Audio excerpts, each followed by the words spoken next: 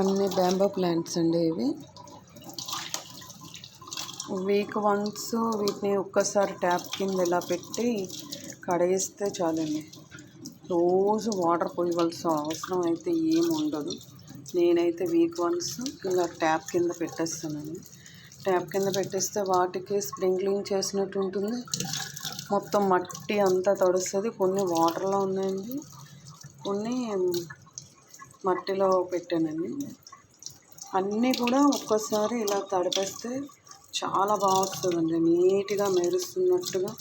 Plants కూడా ఈ spray కొట్టిన ఏదైనా కొంచెం బాగా వస్తాయండి. ఇలా అయితే ప్లాంట్ చూసారా ఎంత పెద్దగా బాగా వచ్చిందో ప్లాంట్.